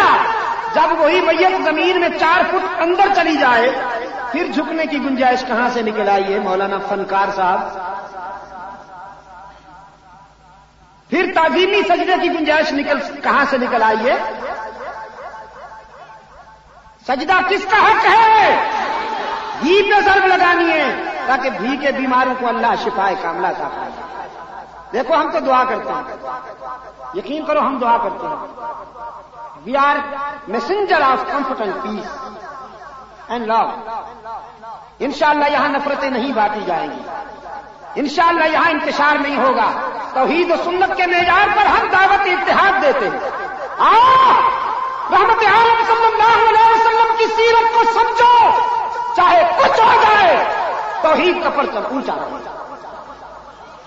چاہے کچھ ہو جائے توحید کا پرچم اونچا رہے. رشتے ٹوٹتے ہیں تو ٹوٹے, تعلقات چھوٹتے ہیں تو چھوٹے, کوئی بگڑتا ہے تو بگڑے, آنکھیں غضبناک ہوتی ہیں تو لیکن توحید کا پرچم اونچا رہتا. قولوا لا الہ, میں بھی کہتا ہوں تم بھی کہو کوئی نہیں معبود, کوئی نہیں مسجود, کوئی نہیں ہر جگہ موجود, کوئی نہیں علام الغیوب, کوئی نہیں کارساز, کوئی نہیں دستگیر, کوئی نہیں حاجت روا, کوئی نہیں مشکل کشا, کوئی نہیں عزت دینے والا, اولاد دینے والا, رزق دینے والا, زندگی اور موت کا مالک الا اللہ, مگر ہی پہ ضرب لگا کر مگر انسانی جبین کی عاجزیوں کے لیے سچا مسجود. جو دور ہیں میرے دوستوں, آخر میں کچھ تو کھڑے ہیں, ان کی ہی کی ضرب یہاں پہنچے. انسانی جبین کی عاجزیوں کے لیے سچا مسجود. یہ میرے آقا کا دیا ہوا سبق ہے, صحابہ کا دہرایا ہوا سبق ہے, اہل بیت کا سنایا ہوا سبق ہے, اولیاء کرام کا پڑھایا ہوا. یہی سبق دیا ہے سید عبد القادر گیلانی نے. سب کہو رحمت اللہ تعالی علیہ. اللہ مجھے اور آپ سب کو سید عبد القادر گیلانی جیسے روشن ضمیروں کے ساتھ حشر نصیب فرمائے. ان کا یہی سبق ہے. کوئی انسانی جبین کی عاجزیوں کے لیے سچا مسجود کون, ہر جگہ موجود کون, علام الغیوب کون, کارساز و دستگیر کون, حاجت روا مشکل کشا, مشکل کشا اللہ ہی یا اللہ بھی. موسم بڑا ٹھنڈا ہے لیکن اسے گرم کر دو. اللہ ہی یا اللہ بھی. کہا کرتا ہوں اپنے دوستوں سے, اللہ انہیں سلامت رکھے. کبھی تنہائی میں اپنے ضمیر سے پوچھو نا مشکل کشا کون ہے, تو تمہارا ضمیر بھی کہے گا مشکل کشا وہی ہے جس پہ خود کبھی مشکل نہ آئی. جو خود مشکلوں میں الجھے وہ مشکل کشا نہیں, جو خود حاجت مند ہو وہ حاجت روا نہیں. نبیوں پہ آزمائشیں آئیں کہ نہیں، رسولوں پہ آزمائشیں آئیں کہ نہیں، ولیوں پہ آزمائشیں آئیں کہ نہیں؟ سب سے پہلا نبی ابو البشر حضرت آدم امتحان کے مرحلے سے گزرتے ہوئے دست بدعا ہیں، ربنا ظلمنا انفسنا وان لم تغفر لنا وترحمنا لنكونن من الخاسرین۔ اے ہمارے رب، اگر تیرا لطف و کرم شامل حال نہ ہوا تو ہمارا سفینہ کبھی کنارے لگ سکتا ہی نہیں۔ آدم نے کسے پکارا؟ قرآن یاد دہانی کراتا ہے، اذ ذهب مغاضبا فظن ان لن نقدر عليه فنادى في الظلمات ان لا اله الا انت سبحانك اني كنت من الظالمين۔ رات کے اندھیرے میں، دریا کی گہرائی میں، شکم ماہی میں یونس کی زبان پہ کس کا نام آیا؟ نیو کراچی والوں، یونس نے قادر کو پکارا یا عبد القادر کو پکارا؟ یونس نے قادر کو پکارا یا عبد القادر کو پکارا؟ اللہ کو پکارا یا عبد اللہ کو پکارا؟ تو پھر یونس کی مدد کرنے والا کون؟ یونس کی مشکل کشائی کرنے والا کون؟ قرآن کی آگے بھی سنیے، قرآن کہتا ہے لولا انہ کان من المسبحین للبث فی بطنہ الی یوم یبعثون۔ اگر میرا یونس آزمائش کے اس موڑ پر، امتحان کے اس مرحلے پر مجھے یاد نہ کرتا، میرا نام یونس کی زبان پہ نہ آتا، تو قیامت تک یونس یہی مچھلی کے پیٹ میں رہتا، میرے سوا یونس کی دستگیری کرنے والا کوئی نہیں۔ رب العالمین فرماتے ہیں میں نے ہی یونس کی دستگیری کی، تو میرا اور آپ کا دستگیر کون؟ یونس پہ مشکل آئی، کسے پکارا؟ ابراہیم کی مشکل حل کرنے والا کون؟ یوسف کا مشکل کشا کون؟ کنویں میں جان بچانے والا، محل میں آن بچانے والا، مصر کے بازار میں بکنے والے کو وارث تخت و تاج بنانے والا، بچھڑے ہوئے یعقوب کو اپنے بیٹے سے ملانے والا۔ یعقوب نے کس کی نظریں مانی؟ یعقوب نے کس کی منتیں مانی؟ یا کسی قبر پہ لے گئے آٹا بکرا، لو جی لے ککڑ تو دے پتر۔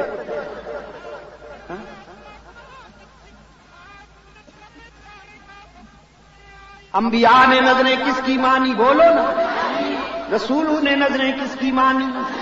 حضرت مریم کی والدہ کہتی ہیں انی نذرت لک ما فی بطنی محررا فتقبل منی انک انت السمیع العلیم۔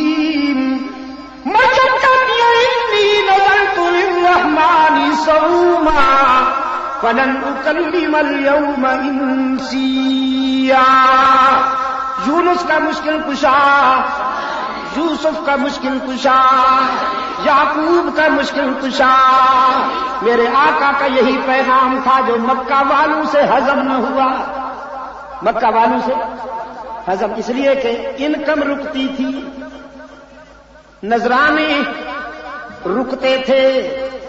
وہ جو مرید قطار اندر قطار آتے ہیں اور نذرانے بے شمار لاتے ہیں، پیر صاحب کہتے ہیں میں آؤں تو کیا دے گا، تو آئے گا تو کیا لائے گا؟ ون وے چلتا۔ مرید آئے تو نذرانہ لے کے آئے، حضرت صاحب آئے تو نذرانہ تیار رکھے۔ آمدنی رکتی تھی نا، اس لیے سرکار دو عالم صلی اللہ علیہ وسلم کو دھمکیاں دی، کہنے لگے کمپرومائز کر لیں، کچھ کام کریں حجرے میں بیٹھ جائیے اللہ اللہ کیجئے مسجد میں نہ جی آپ مسجد میں اچھے لگتے ہیں ہم آستانوں پہ رب العالمین نے فرمایا قل فغیر اللہ تأمرونی اعبد ایھا الجاہلون وَلَقَدْ أُوحِيَ إِلَيْكَ وَإِلَى الَّذِينَ مِن قَبْلِكَ لَئِنْ أَشْرَكْتَ لَيَحْبَطَنَّ عَمَلُكَ وَلَتَكُونَنَّ میں بیٹھ جائیے اللہ اللہ کیجئے مسجد میں نہ جی آپ مسجد میں اچھے لگتے ہیں ہم آستانوں پہ رب العالمین نے فرمایا قل فغیر اللہ تأمرونی اعبد ایھا الجاہلون وَلَقَدْ أُوحِيَ إِلَيْكَ وَإِلَى الَّذِينَ مِن قَبْلِكَ لَئِنْ أَشْرَكْتَ لَيَحْبَطَنَّ عَمَلُكَ وَلَتَكُونَنَّ مِنَ الْخَاسِرِينَ کہہ دیجئے میرے پیغمبر ان جاہلوں سے تم نے مجھ سے یہ توقع کیسے کر لی کہ میں اللہ کے حقوق میں کسی بندے کو شریک ہوتا دیکھوں اور چپ رہوں تمہاری دھمکیاں اور تمہاری ترہیب مجھے راستے سے نہیں ہٹا سکتی میں تم سے کیوں ڈروں ادھر سے مسلسل تنبیہ ہو رہی ہے لئن اشرکت لیحبطن عملک ولتکونن من الخاسرین میرے محبوب اگر آپ نے بھی میرا محبوب ہونے کے باوجود اگر آپ نے بھی میرے ساتھ کسی کو شریک برداشت کر لیا تو آپ بھی میری ناراضگی سے نہیں بچ پائیں گے بل اللہ فاعبد وکن من الشاکرین یہ بگڑتے ہیں تو بگڑیں ان کے ترکش میں جتنے تیر ہیں چلائیں جو کچھ کر سکتے ہیں کر گزریں آپ میری عبادت کیجئے آپ وفا کیجئے میں جزا دوں گا میرے محبوب تو میرا ہے میں تیرا ہوں تجھ سے بہتر وفا کرنے والا کوئی نہیں مجھ سے بہتر جزا دینے والا کوئی نہیں الہ العالمین میں نے تو وفا کا عزم کیا ہے وفا کے راستے پر چلوں گا استقامت کا مظاہرہ کروں گا لیکن میرے معبود یہ عشق و محبت کا سفر مجھے تنہا کرنا ہوگا یا کچھ رفیق بھی ملیں گے رب العالمین نے فرمایا میرے معبود تجھے تنہا کیوں چھوڑوں رفاقت بھی عطا کروں گا عرش پہ میں تیرا نگران ہوں فرش پہ ابو بکر کو تیرا رضاکار بناتا ہوں عمر کو تیرا سپاہی بناتا ہوں عثمان کو تیرا شاگرد بناتا ہوں علی کو تیرا سپاہی بناتا ہوں وہ دیکھیے سلمان آ رہے ہیں بلال آ رہے ہیں ابو ہریرہ آ رہے ہیں خالد بن ولید آ رہے ہیں عمرو بن عاص آ رہے ہیں سعد بن ابی وقاص آ رہے ہیں یہ تیرا لشکر ہے میرے محبوب فرش پہ تیرا لشکر ہے عرش پہ میں اسے اپنا لشکر سمجھتا ہوں تو ہجرت کرے گا تو یہ کندھوں پہ اٹھائیں گے تو چندے کی اپیل کرے گا تو یہ سوئی بھی گھر میں نہیں چھوڑیں گے تیری ازدواجی زندگی تنہائیوں سے گزرے گی تو یہ بیٹیاں قربان کریں گے یہ بدر احد میں جانیں نثار کریں گے میرے محبوب قربان عرض پر کسی کے ساتھ کسی رضاکار نے اتنی وفا نہیں کی ہوگی جتنی تیرے رضاکار تجھ سے وفا کریں گے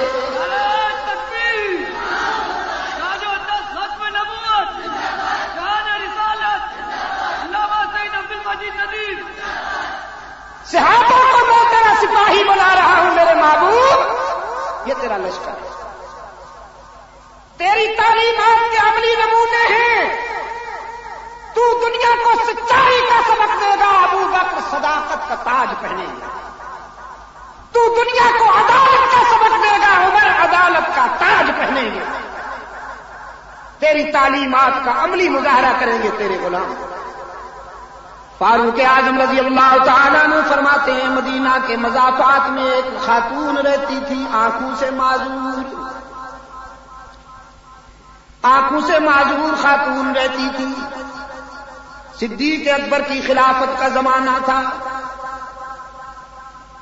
سوچا معذور خاتون ہے پتہ نہیں اس کے گھر کا کام کون کرتا ہوگا چلے آئے اس خاتون کے پاس آ کر کہنے لگے میں آپ کی خدمت کے لیے حاضر ہوا ہوں، آپ جو چاہیں مجھ سے کام لے سکتی ہیں۔ فرمایا تو جھاڑو پھیر دوں، حکم ہو تو پانی بھر کے لاؤں۔ وہ خاتون کہتی ہے بیٹا اللہ تجھے جزائے خیر دے، تجھ سے پہلے اللہ کا ایک بندہ آیا تھا، وہ جھاڑو بھی دے گیا ہے، پانی بھی بھر گیا ہے۔ اسلام یہ ہے دوستو۔ فاروق اعظم فرماتے ہیں میں نے سوچا مجھے دیر ہو گئی، کل جلدی آؤں گا۔ نماز صبح پڑھتے ہی آ گئے۔ عرض کیا خاتون میں پھر حاضر ہوں۔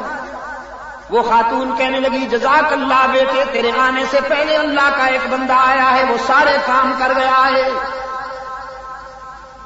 اگلے دن سوچا اس سے بھی پہلے آؤں گا۔ نماز تہجد کے وقت چلے آئے، اس خاتون کی خدمت میں آ کر کہنے لگے جھاڑو پھیر دوں، پانی بھر لاؤں۔ خاتون کہنے لگی بیٹا اللہ تجھے خوش رکھے، تیرے آنے سے پہلے ایک آدمی آ چکا ہے، وہ جھاڑو تو دے گیا ہے، پانی بھرنے کے لیے گیا ہوا ہے۔ فاروق اعظم فرماتے ہیں میں نے طے کر لیا آج نہیں چھوڑوں گا، مجھ سے پہلے آ جاتا ہے، دیکھو تو یہ ہے کیا۔ ایک کونے میں کھڑے ہو گئے۔ فرماتے ہیں رات کا وہ مسافر، وہ درد مند مسافر پانی کی بھاری مشق لیے ہوئے آ گیا، کمان کی طرح جھکا ہوا تھا مشق کے بوجھ میں، پانی کے مشکیزے کے بوجھ میں کمان کی طرح جھکا ہوا تھا، لیکن پہچان نہ سکے۔ فاروق اعظم فرماتے ہیں میں کوشش کے باوجود نہ پہچان سکا، اس لیے کہ چہرے پہ اس نے نقاب ڈال رکھی، رات کے باوجود نقاب ڈال رکھی۔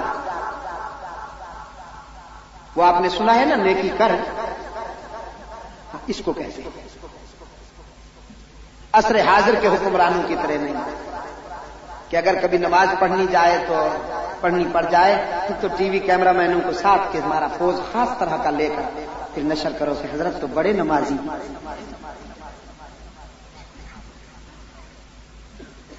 میرے عزیز دوستو، فاروق اعظم فرماتے ہیں پانی کا مشکیزہ گھروں میں ڈالا اور جانے لگے پانی کی مشق کندھوں پہ ڈال کر۔ فاروق اعظم رضی اللہ تعالیٰ عنہ فرماتے ہیں آگے بڑھ کر میں نے اس کا دامن پکڑا، پوچھا کون ہیں آپ؟ کوئی جواب نہیں دیا۔ پھر پوچھا کون ہیں آپ؟ کوئی جواب نہیں ملا۔ تو تیسری مرتبہ پوچھنے کے ساتھ ساتھ چہرے سے نقاب بھی ہٹا لیا اور فرمایا آپ ہیں کون؟ بولتے کیوں نہیں؟ فرماتے ہیں میں نے چہرے سے نقاب تو ہٹا لیا، لیکن غور سے دیکھا تو لرزہ پر اندام ہو گیا، پسینے میں شرابور ہو گیا، اس لیے کہ جس کے چہرے سے میں نے بے تکلفی میں نقاب ہٹایا تھا اور تیز لہجے میں پوچھا تھا کہ تم کون ہو، وہ مدینے کا کوئی عام آدمی نہیں، جانشین رسول مقبول سیدنا ابو بکر صدیق تھے۔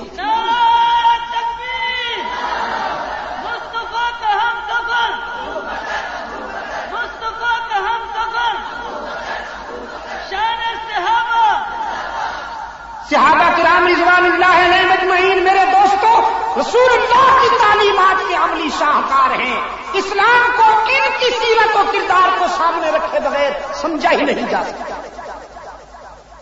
آج یا آئندہ جب کبھی اسلامی نظام کی کوئی بات کرتا ہے تو اسے صحابہ کے سیرت و کردار کو معیار بنانا ہوگا۔ قرآن و سنت کی وہی تشریحات قابل قبول ہوں گی جو دور خلافت راشدہ میں منظر عام پہ آئی ہیں، اس لیے کہ دور خلافت راشدہ جو ہے یہ در حقیقت دور رسالت کا تتمہ اور تکملہ۔ اسی دور میں قرآنی باتوں اور نبوی بشارتوں کی تکمیل ہوئی ہے۔ مجلس تحفظ حقوق اہل سنت و جماعت کا قائد یہی ہے، ہمارا ہدف یہی ہے۔ ترجیحات تو بہت ہیں لیکن ہماری سب سے اہم ترجیح یہ ہے کہ اس ملک میں نظام خلافت راشدہ کی روشنی میں قرآن و سنت کے دستور کا نفاذ کیا جائے۔ ہماری ترجیحات میں یہ بھی اہم ترجیح ہے کہ توحید میں شرک کی ملاوٹ نہ ہونے پائے۔ مجلس تحفظ حقوق اہل سنت کے پروگرام کا حرف اول پہلا نقطہ فرسٹ پوائنٹ، توحید میں شرک کی ملاوٹ نہ ہونے پائے اس لیے کہ شرک ام الامراض ہے. جس معاشرے میں توحید ہوگی اس معاشرے میں اتحاد ہوگا، جس معاشرے میں شرک آئے گا اس معاشرے میں انتشار پیدا ہوگا. توحید وحدت کی بنیاد ہے، توحید وحدت کی بنیاد ہے. توحید سے وحدت فکر بھی پیدا ہوتی ہے، وحدت عمل بھی پیدا ہوتی ہے.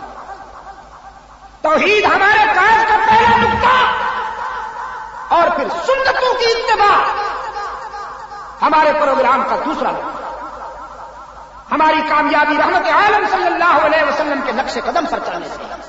ٹھیک کہہ رہا ہوں کہ نہیں؟ مجھے آپ بتائیے، یہ طبلہ سرنگی میں ہونے والی قوالی سنت رسول ہے؟ کچھ لوگ آج مطالبہ کر رہے ہیں کہ صاحب ہمیں روضہ رسول پر قوالی کی اجازت دی جائے. سبحان اللہ سبحان اللہ. روضہ رسول سے تو پکار آ رہی ہے کہ اگر میری غلامی کا حق ادا کرنا ہے تو بدر اور احد کے مجاہد بن جاؤ. بدر اور احد کی روایات کو تازہ کرو.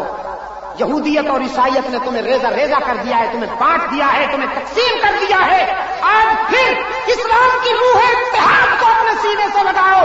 بدر و احد کے مجاہدین کے نقش قدم پر چلے آؤ.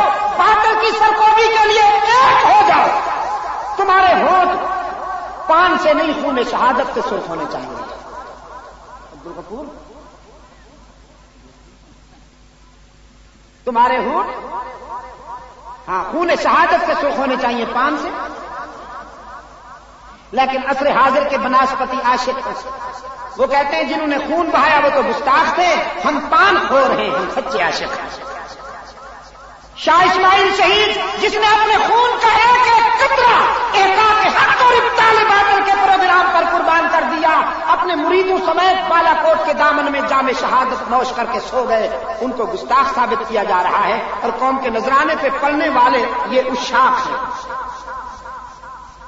میں نے کہا مدینہ کسوٹی ہے، کسوٹی پہ سچا اور کھوٹا سونا پرکھا جاتا ہے نا کسوٹی پہ. مدینہ طیبہ کسوٹی، وہاں سچے خوش ہوتے ہیں اور جھوٹے پریشان ہوتے ہیں. آج دیکھیے مدینہ طیبہ میں داخلہ کس کا بنا. چونکہ انہوں نے کہا حرمین کے اماموں کے پیچھے نمازیں نہیں ہوتی. میرے عزیز دوستوں میں آپ سے پوچھتا ہوں، حرمین شریفین کے مسلح پر کوئی گمراہ کھڑا ہو سکتا؟ خدا کے لیے مجھے بتاؤ، خدا کے لیے مجھے بتاؤ. تم اپنی مسجد میں یہ گوارا نہیں کرتے ہو کہ کسی بد عقیدہ کو امام گوارا کر لو اپنی مسجد میں. خدا کیسے برداشت کرے گا کہ اس کے گھر میں کوئی بد عقیدہ کھڑا ہو جائے، اس کے نبی کی مسجد میں کوئی بد عقیدہ کھڑا ہو جائے؟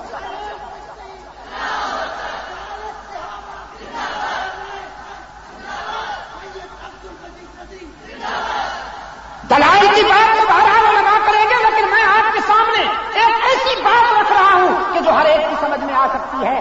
جن لوگوں کا یہ عقیدہ ہو کہ حرمین شریفین پر امامت کرنے والے گمراہ ہیں، وہ لوگ ملت اسلامیہ کے وفادار نہیں ہو سکتے اور رحمت للعالمین کے عاشق نہیں ہو سکتے. یہی نتیجہ ہے کہ آج ان کا داخلہ بند ہے. میں نے کہا عاشقوں، اس عاشق کو ڈوب مرنا چاہیے جسے معشوق اپنی گلی سے ہی بھگا دے.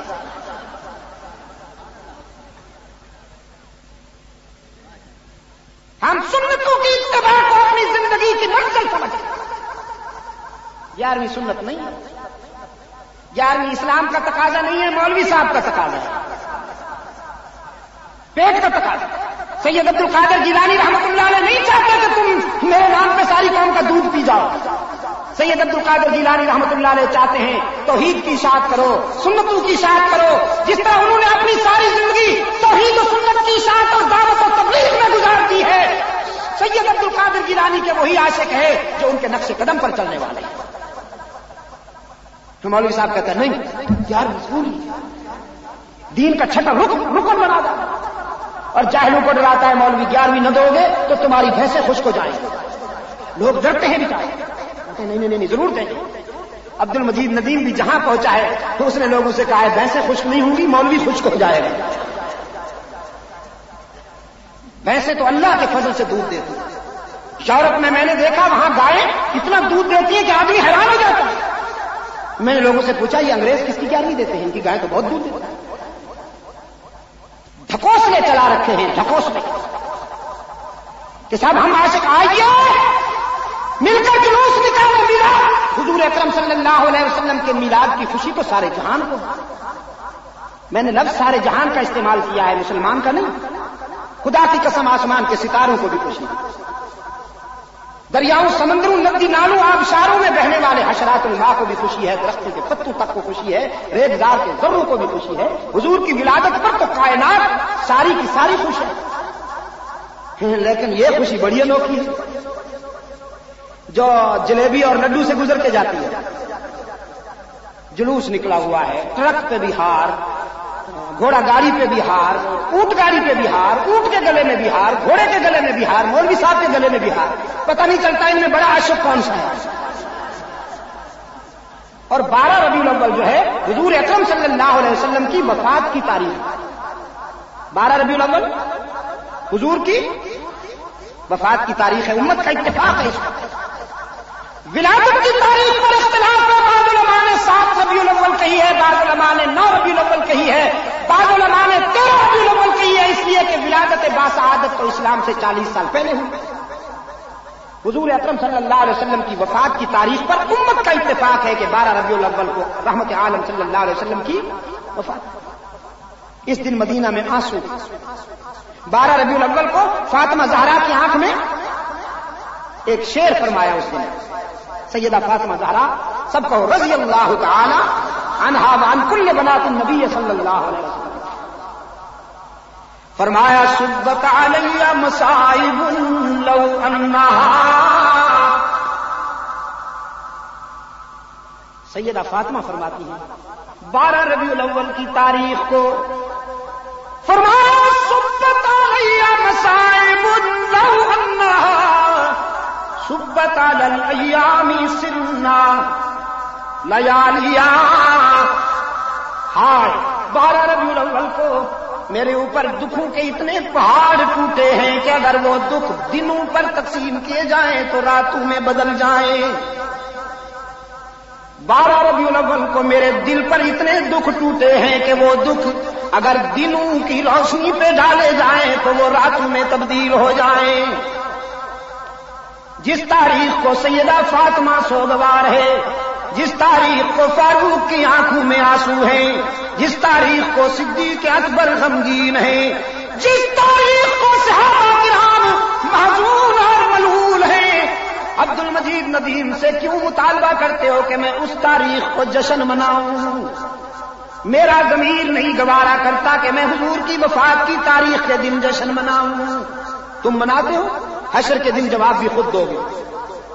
لیکن یہ نہ کہنا ہمیں خبر نہ ہوئی، ہم اپنا فرض ادا کر کے تمہیں بتا رہے ہیں.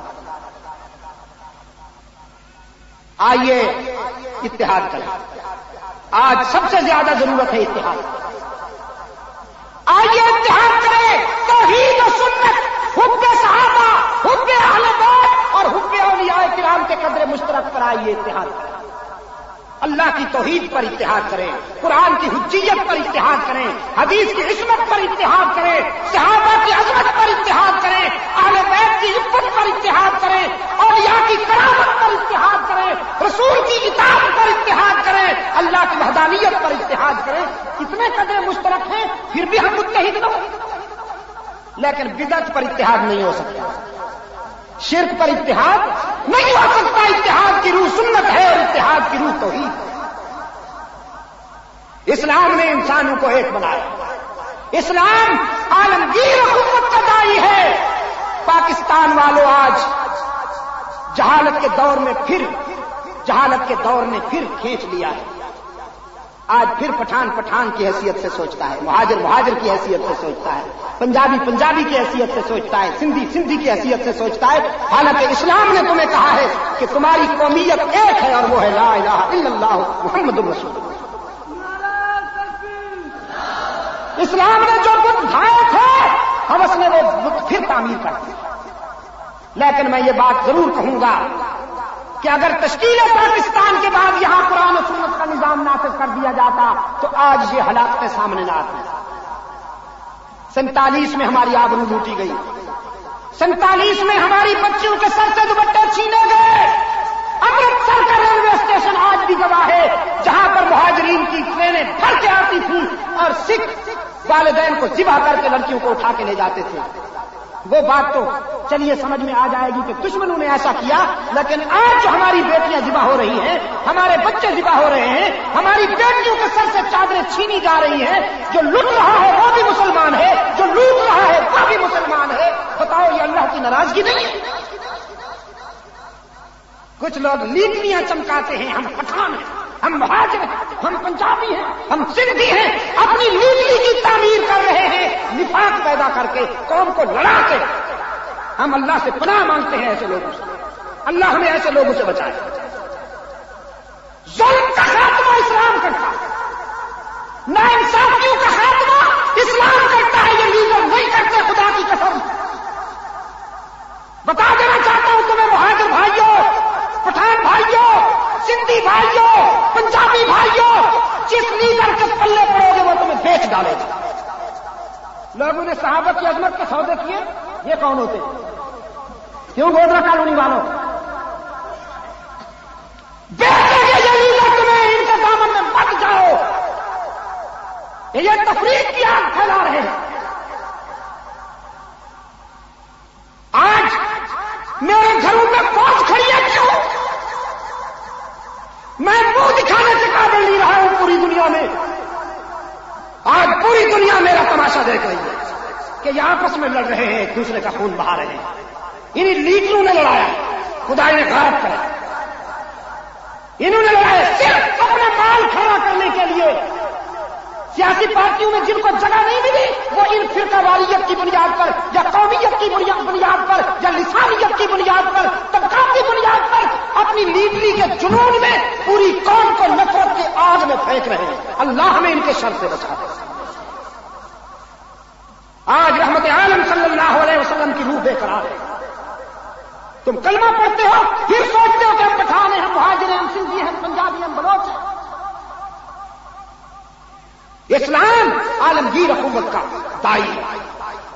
اسلام نے تو یہود و نصارہ کو دعوت دی ہے، تعالوا الی کلمۃ سواء بیننا وبینکم الا نعبد الا اللہ. تم آپس میں نہیں ہو سکتے ہو ایک دوسرے کے بھائی؟ سیرت خاتم الانبیاء کانفرنس کا یہ آخری پروگرام ہے. مجلس تحفظ حقوق اہل سنت و جماعت کے زیر اہتمام میرا پیغام یہی ہے آپ سب کو. مجلس تحفظ حقوق اہل سنت سے ہمدردی رکھنے والے میری جماعت کے تمام رضاکاروں کو میں یہ پیغام دیتا ہوں، خدا کے لیے اس نہج سے مت سوچو کہ ہم مہاجر ہیں، ہم پٹھان ہیں، ہم پنجابی ہیں، ہم سندھی ہیں. صرف اس نہج پہ سوچو کہ ہم سب محمد عربی کے غلام ہیں. وعدہ کرو آج مجھ سے، تم بھی وعدہ کرو اور میرے اس درد کے مبلغ بن کر جاؤ. جہاں پہنچو میرا یہ پیغام پہنچو. وعدہ کرتے ہاتھ اونچا کرو.